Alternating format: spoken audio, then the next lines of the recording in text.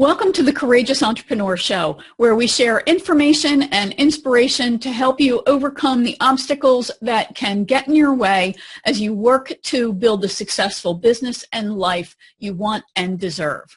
I'm your host, positioning strategist, Winnie Anderson. When we were in corporate life, we could consider ourselves pretty lucky if we had even one good work friend who we shared a workspace with or who we got to work on projects with. Whether you're a corporate escapee or an accidental entrepreneur like me, one of the dreams you probably had when you started your coaching, consulting, or other expertise-based business was that you could work with people you genuinely liked and maybe even loved. So just imagine the fun, the excitement of building a business with your best friend. Even in the struggles, you've got someone to share the load, share the ups and downs with, and to help you maximize revenue. But what happens when it suddenly ends, and it ends because of a tragedy? In today's episode, you'll meet Everett O'Keefe, the owner of a business called The Solution Machine. Listen in and you'll hear him share the fun and excitement of working with his best friend and how they got their struggling business on a solid financial footing and began to grow it when suddenly his friend John passed away. Everett explains how he dealt with the loss from a business standpoint and shares tips for how you can begin planning now for the worst. The tactics that he shares will also help you look at your business a little differently and spot vulnerabilities and areas where you may be relying too heavily on one person or one source of help. Stay with us till the end, and I'll share your reflection exercise and action step for this episode. All right, thanks, Everett, so much for being with us today. Let's start by getting a big picture of where your business is right now, because I know things have changed quite a bit since the last time we talked, and certainly since we met. Business is great. It's growing. It's now established and strong. We just launched our 23rd best-selling book for a client and got international bestseller with it. And actually, we're 23 for 23 on bestseller, so we're feeling pretty good about that. Yay. Really, it's going great. We've got a number of international clients that continue to support our business as we continue to support theirs. Mm-hmm. And fortunately, the clients keep re-upping. So that's good news. We're not always seeking new clients. A lot of times our old clients are seeking us again. So we're really happy about that. That is great. That is great. Yeah, and that's because books and videos are kind of like potato chips. You can't just have just one, right? It's like, I think especially with books, I equate it with like opening that pop top, and then the creativity just really starts to flow from people. At least that's what I've found. It does. And then in business especially, you quickly realize that the book that you've created for one market segment might not play quite as well in the next market segment that you wish to take over. So there's that. And that's like potato chips. That's really a great analogy. And then, the other side of the business, the masterminds, our mastermind group and the mastermind retreats that we do also. And I'm continually blessed by the people that God has put around me and my business over these several years. And I see it. I see it every day, pretty much. Yeah. That's so exciting. And of course, we could go on for hours just about those two topics, but we're actually going to dive into the topic at hand for today. And of course, I'll have links to what Everett just mentioned, because in my other podcast, we had an awesome interview about the technology around masterminds. So we'll make sure that we include that. But things weren't always as great as they are today. Naturally, we all go through challenges on our own journey, but you especially went through something that struck me as being particularly profound, and it was right before, not long before, we actually met for the first time. So I think it was about 3 years ago from the time that we're talking now. 3 years and 2 weeks. Yes. To be exact. So can you talk about what your business was like then and that sudden change that you had to go through? Sure. So a little bit of backstory. John, I was business partners with my best friend, a wonderful guy named John Writing, who was actually my young life leader when I was in high school. And I can ascribe some of my faith to his efforts when I was young. And but we drifted apart after high school, and I just, our lives went in different directions. And then we got reconnected over a silly thing like a video game. I was having a guys' night here at the office. Friends would bring their computers in, and we would basically kill each other over the computer. It's really adult, mature thing that we would do.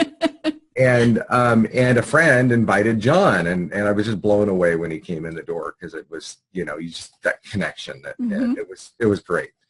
Well, John and I, a couple of years later, started to go into business together with a marketing company called The Solution Machine. And we put it together very informally. It was, I trust you, you trust me. Actually, we didn't even discuss it. We just basically said, this is so great. We need to do something together. Let's do more together. And it was just a given that we were going to split the proceeds. It was just a given that we were going to treat each other fairly.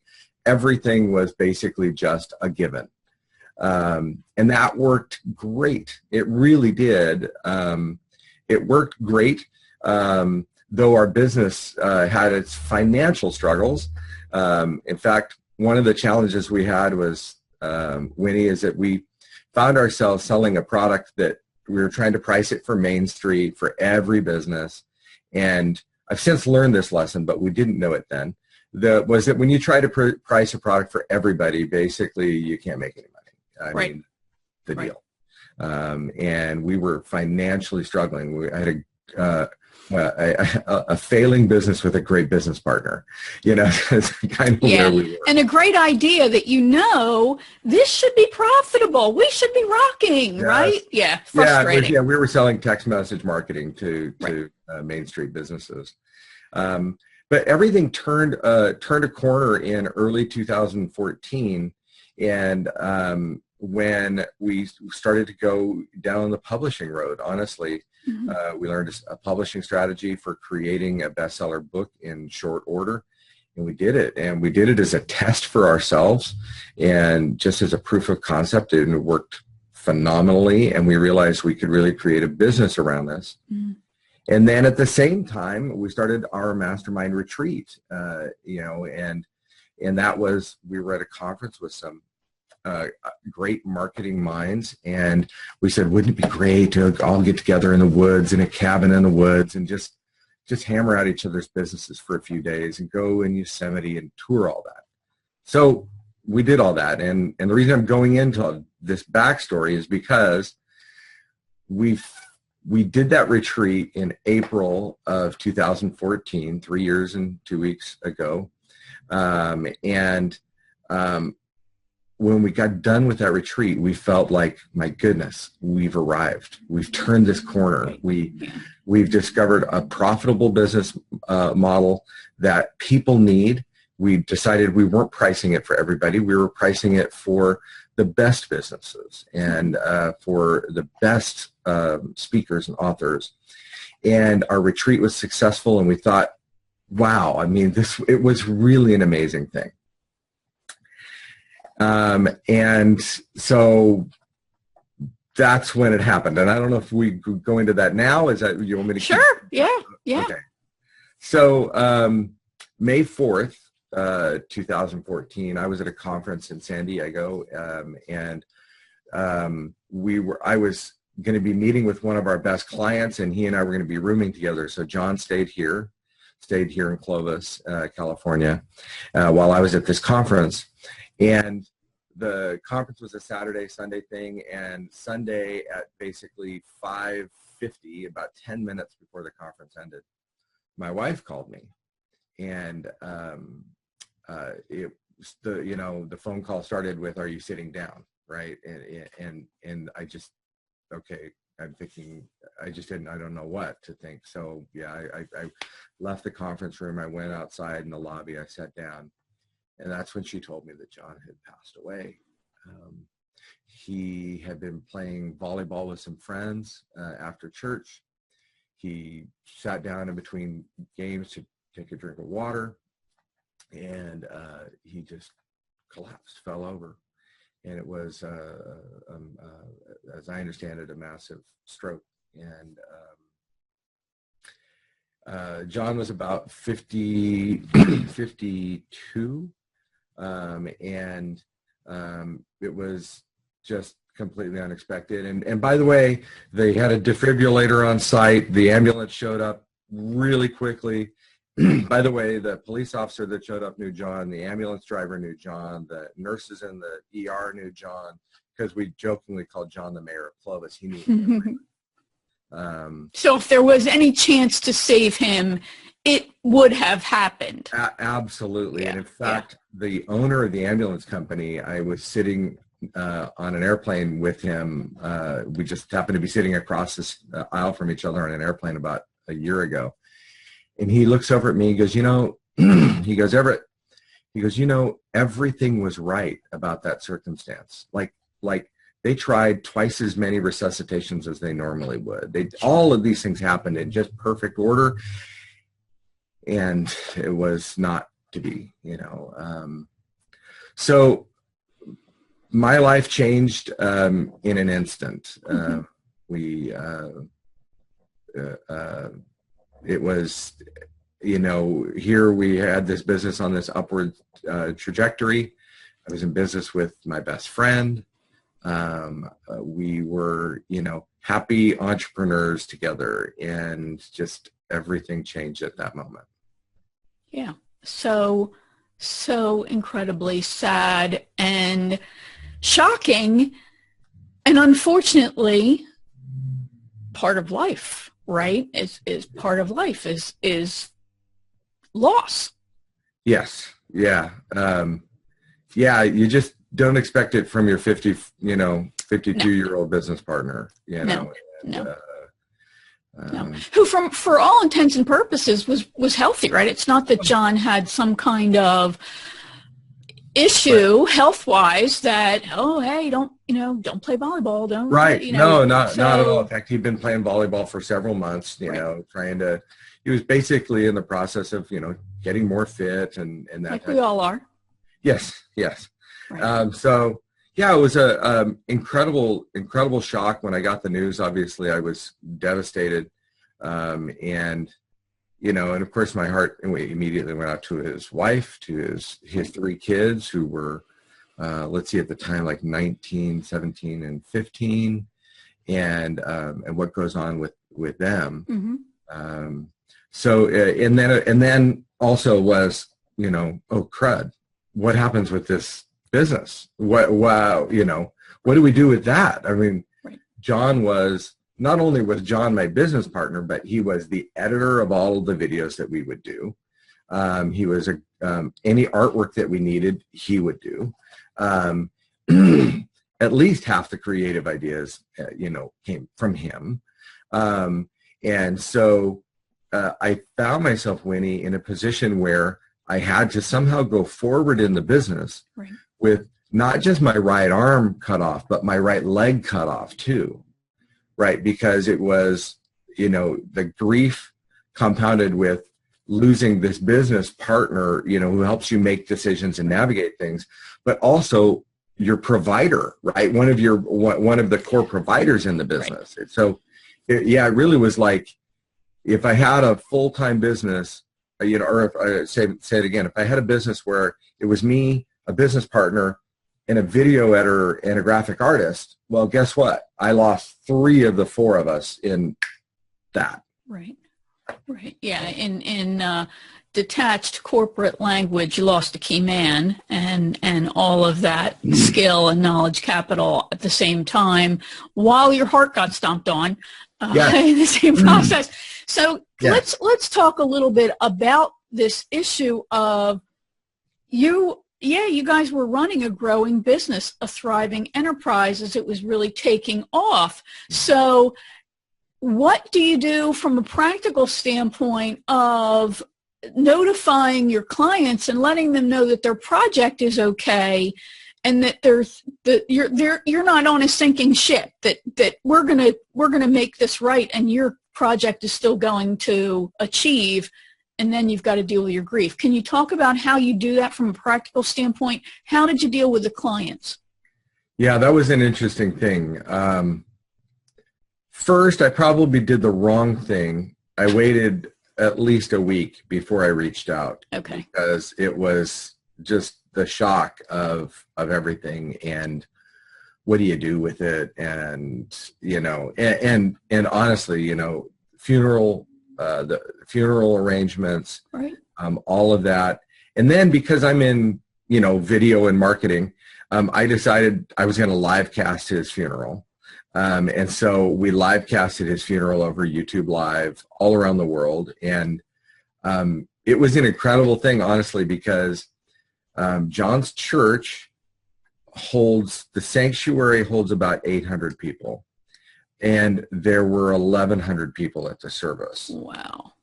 So they overflowed into the gym next door.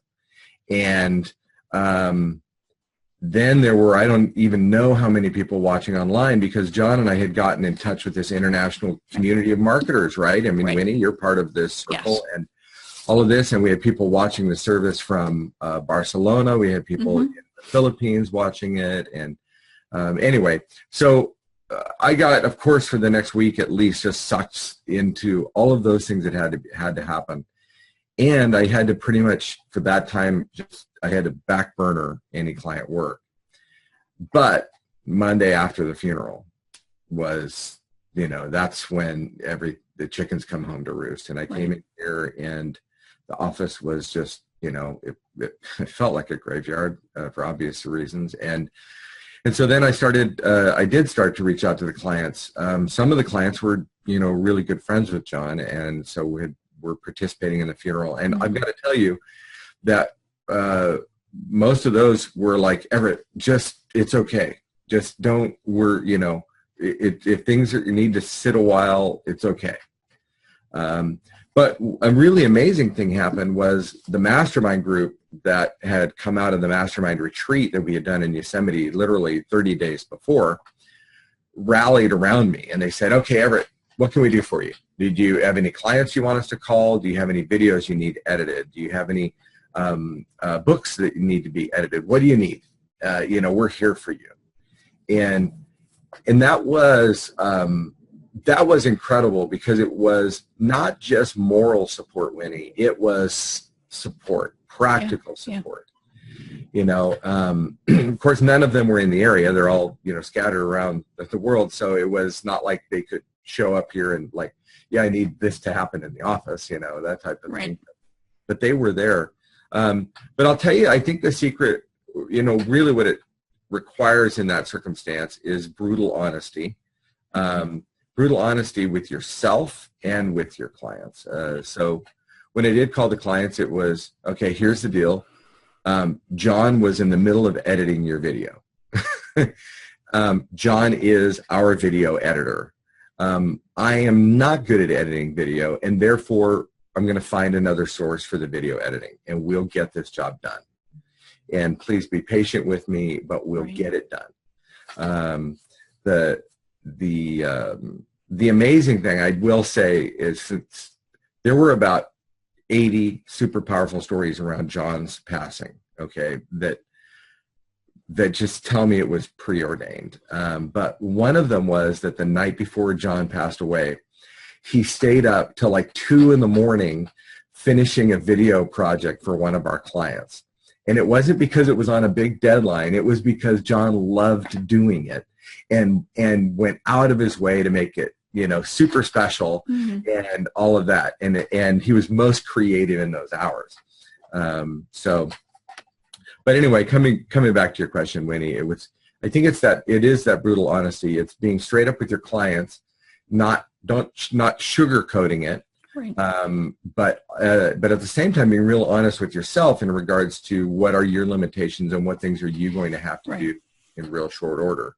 Yeah. And then, of course, the other part was finding the next gear. I had to sit down and talk with my wife and say, honey, here's the deal. We have clients. We have a business. And for these things to survive, I'm going to need to be working some pretty incredible hours for the next 30 days at the least, to get these things done. And, honey, will you roll with me on that?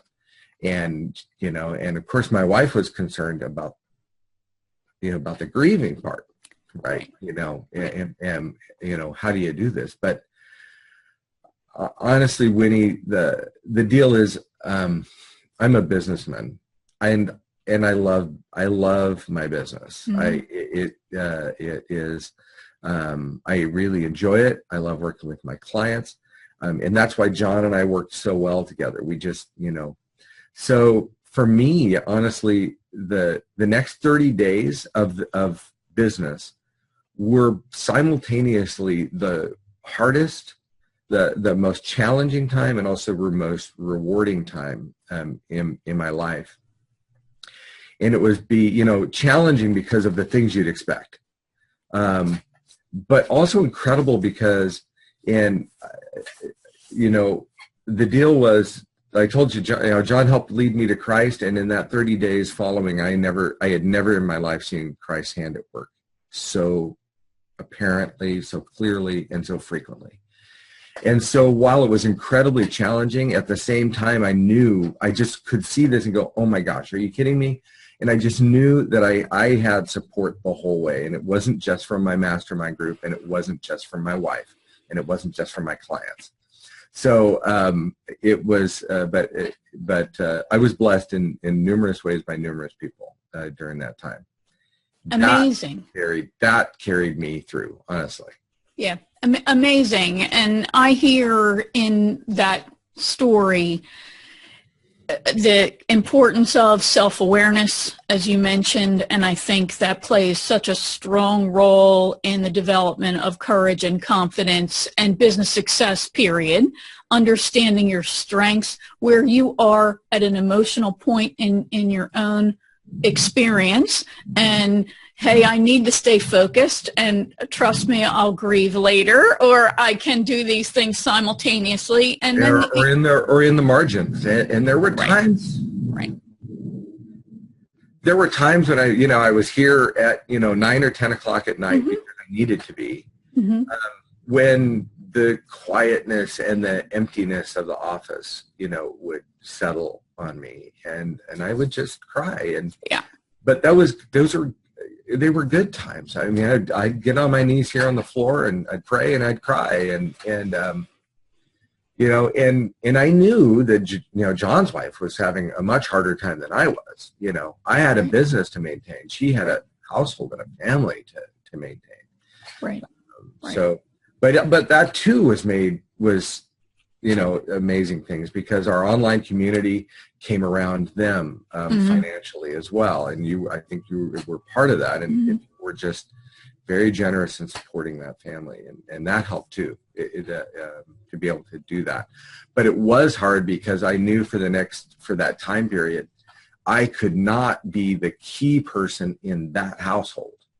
Right. That was the hard part for me. It was a balance of trying to support her and support the business. Right. And I'm grateful that they have some amazing friends that could really nurture to them. So that helped a great deal. But it was like I said, it was a horrible first 30 days and a beautiful first 30 days all at the same time. I know that's a strange thing.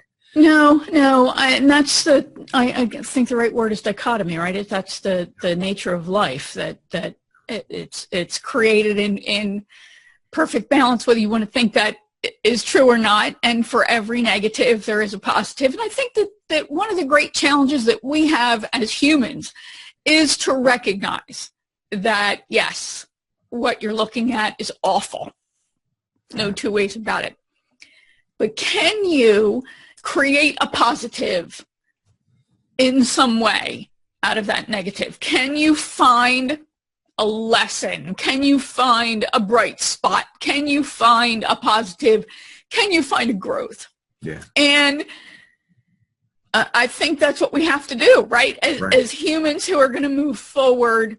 And certainly, and you've mentioned it a few times, your faith played a strong part in helping you navigate that difficult path that you found yourself on. And I think, especially for me, my dad died when I was 14, and I can recognize, and it was a shock. So, similar kinds of emotional trauma that everybody goes through every day. And I think somehow you've got to find a way through. We are sense-making organisms, right? We've got to find a reason to help us move forward. For me and for you and for many millions of others, faith is a foundational aspect of that. It helps us make sense of the craziness of life. And I would say this, Winnie, and some of the people who watch or listen to this will get this, and others will just think I'm whacked, and that's okay. Is that John lived his life to share Christ. Okay, he was the most bold Christian I had ever met, and he lived it in everything he did. And countless things happened, but I'll tell you that one of the key things here was that John knew everybody in Fresno and Clovis. It was just amazing, okay?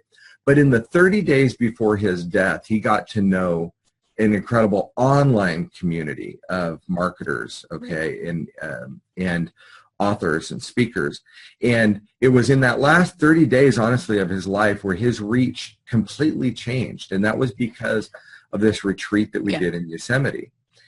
To the point that when John died, okay, at that conference, people who definitely were not Christian were circled up with me, and we were all praying for John and his family. You're talking about an internet marketing conference, okay? Internet marketing conferences are not dominated by faith, right? Okay. That's correct. And especially not Christian faith, honestly. Right. And to have 30 or 40 of us in a circle in a lobby of a hotel praying for John and his family was one of the most powerful and moving things I've ever seen in my life. And when I was done, actually, no, in the middle of the prayer, I told these people, I said, look, John's been praying for you. John's been praying for you, and I'll promise you right now, he's grinning from ear to ear that we would even be in this spot doing this. And that would have never happened had we not had that retreat. The timing was exquisite. It was also exquisitely painful, but John didn't die for no reason. John died to help reach people, and it was amazing to watch the impact that had. And that's why, like, that 30 days after was so painful, but also so powerful. I could see it in the people that would come talk to me, and in the stories that I heard. So for me as a Christian, it touches my heart to know that an atheist watched the service from, well, I won't say where, because then that person will know who I'm talking about them. But truly around the world and around the country, because I know people who told me they saw it. Yeah, it's watching a service where, where the faith was completely apparent. Right. And so there you go. And so that honestly gave me great comfort as we went through this time. It didn't make the business decisions easier. It didn't make the carrying out of working with the clients. It didn't straighten all those things out, but it gave me great peace knowing that. So in addition to the fact that you had built a strong community of peers, that were there to support you in a practical standpoint of getting stuff done, Yes. right? Getting your projects done, getting your business on track, keeping it on track, Yes. I guess, and your own prayer and reflection. Anything else that you can recommend or that you can share that really helped you navigate this painful journey of grief, which we all know is ongoing and really never ending if you truly love the person, right? Yeah. I mean, right. You continue, and there's still times I go, oh man, like John would have loved this. Right. And one of the challenges that made it hard, Winnie, was our business was, we had been in this tough spot and we were just on this, we were just ramping up with the success of several different things. And to lose him at that time I was like, oh, and I had a client that had me fly to Germany now a couple times to do some projects, and John would have been going with me had we done those things. And I'm going, my goodness, he would have loved this. Actually, his phrase, he would say, Shaka Khan, this was just a funny phrase he would say. And I was in Germany thinking about him, and I could hear him saying that, but as far as the practical goes, the deal is that if you're in business and you encounter tragedy, you very quickly have to get beyond yourself, and certainly beyond any humility, or rather beyond any pride, and embrace humility and embrace the resources of others. So I'm a huge fan of mastermind groups, and the irony of it is that I was very early in my experience of mastermind groups that I had to lean on them so heavily. But being surrounded by that group of peers is critical. I would also say that in this case, because because we were business partners, very quickly and immediately leaning on other professionals who are experienced in these things was really important. Right. So I very quickly reached out to my accountant. I had a talk also with an attorney, especially because in our situation, we had not codified anything really. Okay. Pretty much. I mean, right. And I was completely blessed because John's wife and I think the same way. So what I did is I reached out to my accountant and then also to John's accountant, who also was someone that John had helped bring to Christ.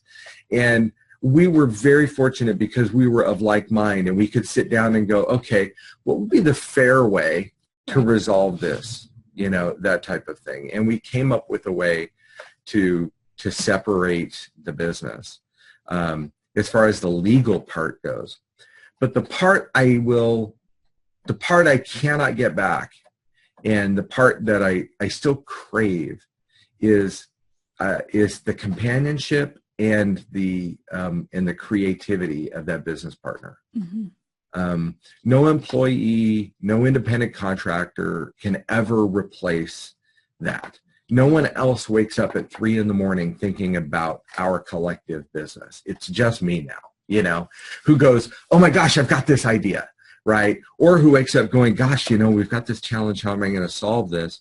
Nobody else takes ownership of it like you and a like-minded partner. So that's hard. I will say though that there are key people in my life that I reach out to have those creative discussions and that type of thing. And Winnie, actually at times you've been that person, Thank you. And so I'm grateful for that. But the hard part is replacing the person that was in your office, that you talked to multiple times a day. But it can be done. It can be done remotely. In fact, I've seen it done in our mastermind groups where people have said, okay, I'm going to partner up with this person, not legally partner necessarily, but I'm going to practically partner so that this becomes my accountability partner, and together we'll run down this road. In fact, great lesson one of my clients taught me. So we're in the process of writing a book with a client, and one of his analogies is he says 9 plus 7 equals 21. And you go, that's not right. And the story, he says that there's a horse pull where, they have these competitions of how much can a horse pull. Mm-hmm. And this one horse by itself can pull 9,000 pounds. This other horse by itself can pull 7,000 pounds. But the two horses together can pull, I think it was actually 24,000 pounds. Wow. Okay. That is what you've got to have. And you can establish that with another person, even if they're not in the same office.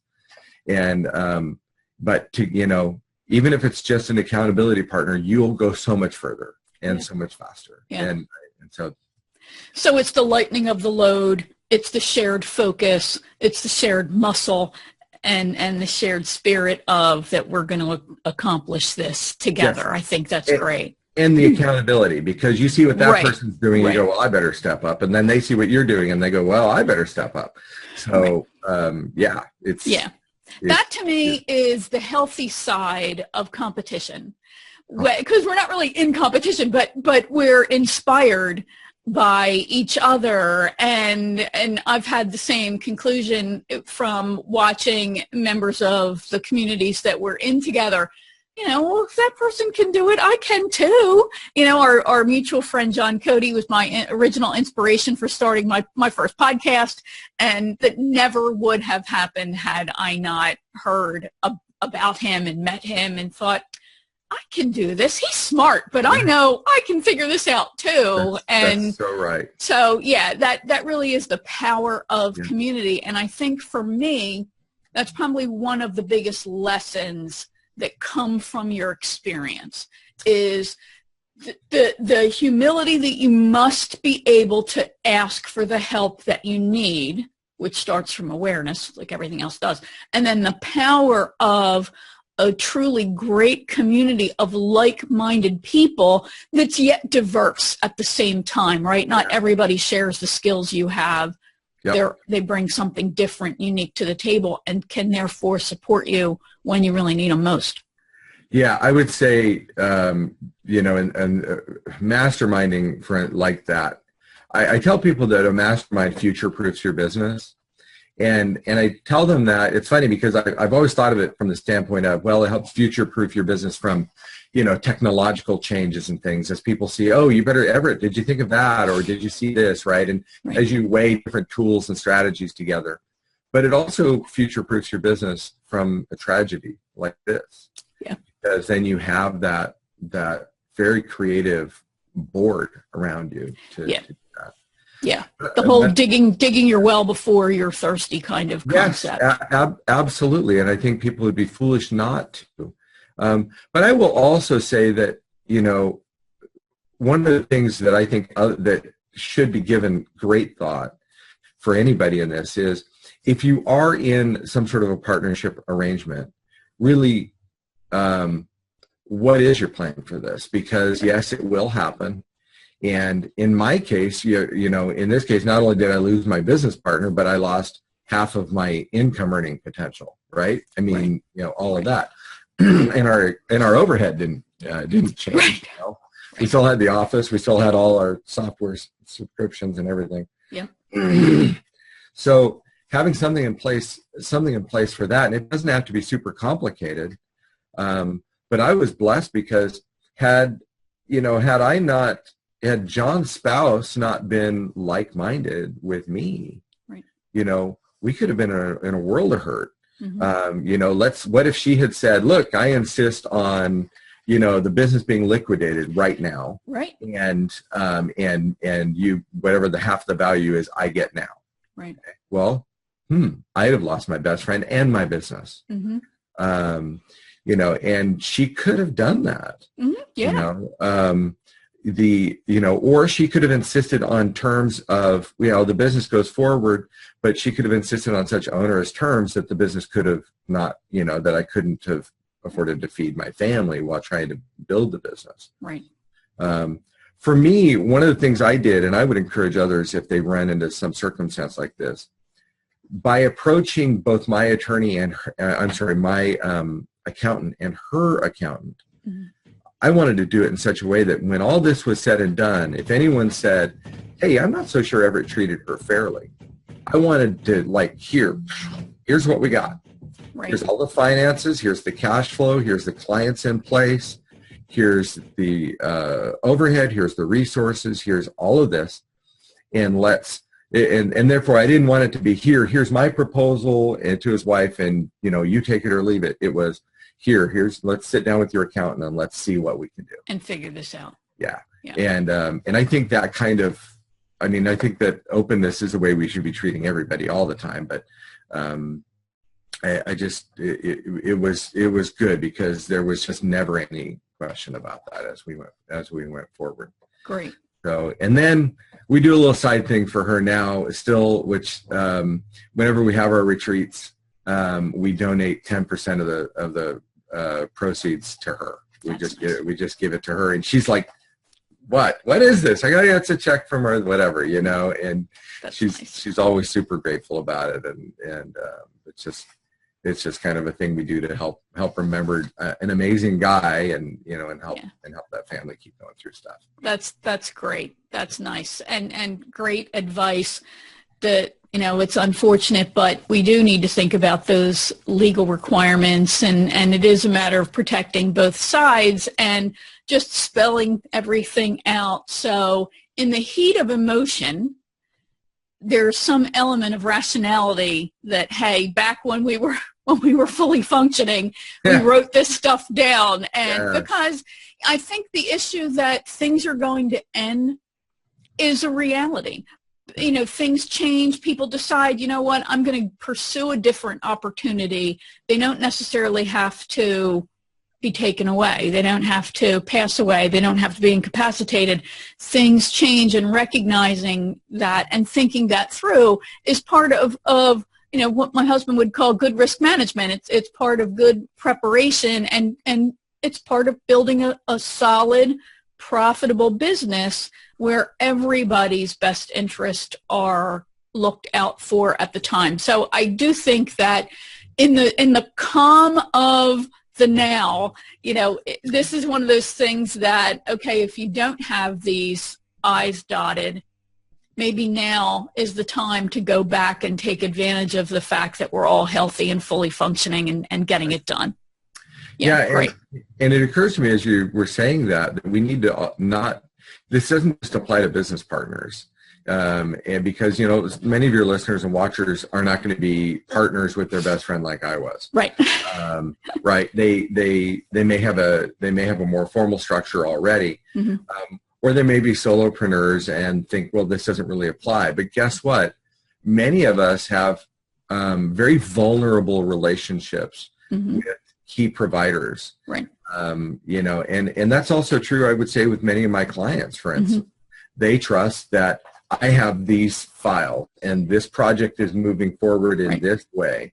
And, and what happens if, right? What if something happens to me? What if I'm working, so for instance, right now, I have a videographer in-house, and he works with me. But what happens if he passes away?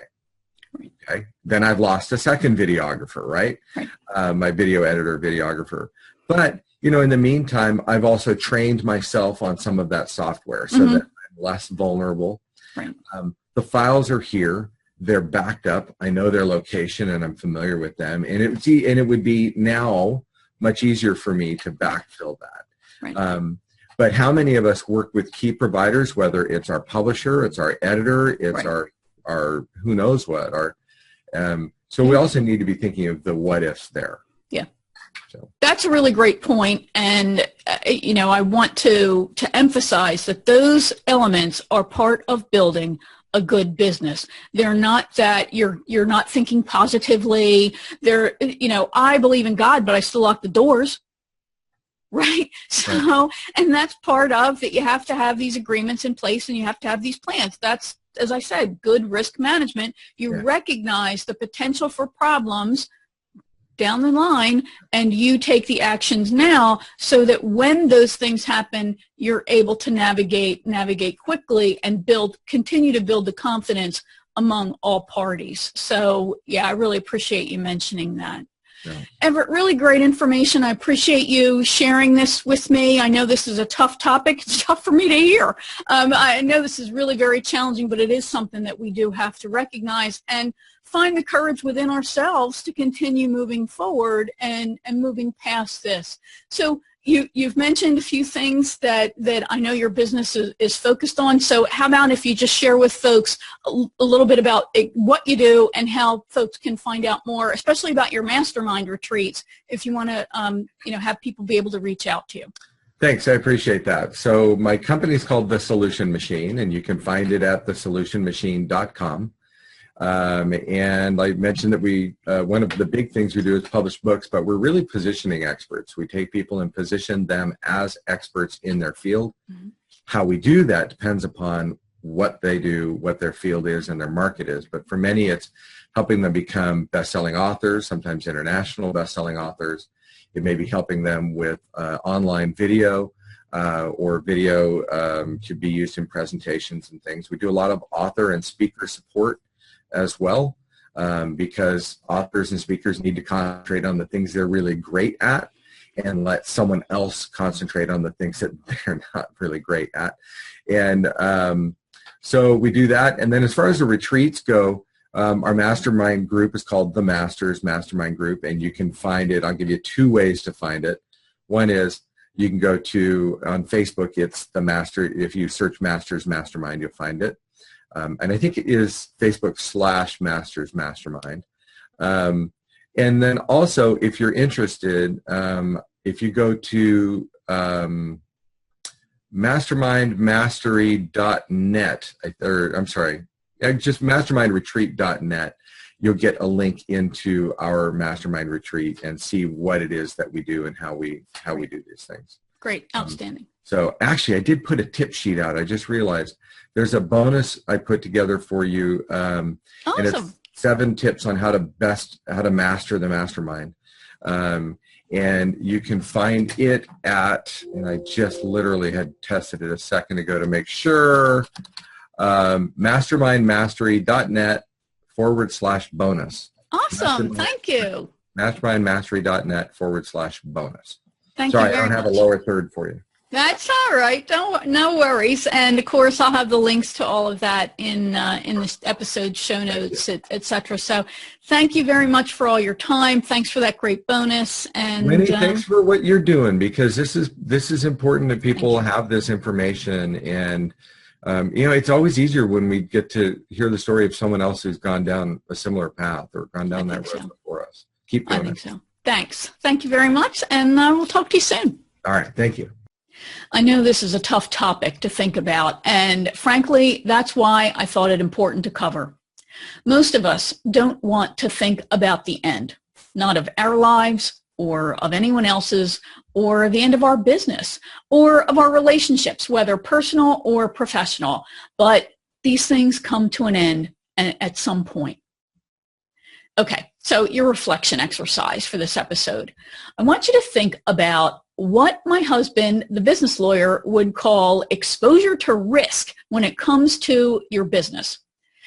Do you have the agreements that you need to protect all the parties' interests? Do you have agreements with the vendors who provide you with services? Do you have things like confidentiality and emergency issues covered, in addition to, how payments are processed?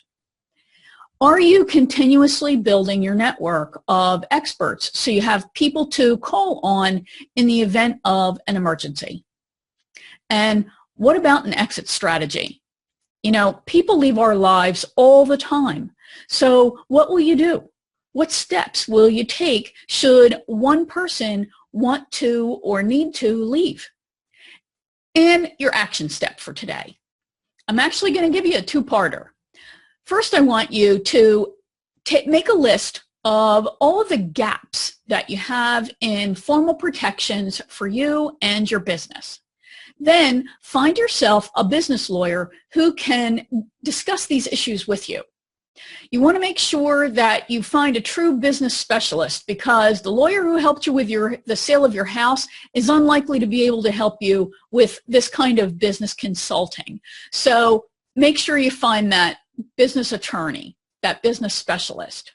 You can contact the Bar Association for your state or region. You can ask some of your entrepreneur friends for recommendations, Or you could reach out to the Small Business Administration in your area to see if they have business lawyers that they know. And of course, you can also reach out to online sites like LegalZoom for help. One caution though, don't do this from a state of fear or lack or of getting over on other people. Do this from a state of positivity, focusing on how these legal, insurance, and financial protections help your clients, they help your business partners and your vendors and even your family. And if you like this episode, I hope you leave a review, a rating, like it, and share your thoughts below. I'm sure your colleagues and clients would appreciate your sharing this with them if you think that it would be helpful. And be sure to subscribe so you know when I share other videos and audio interviews in the future.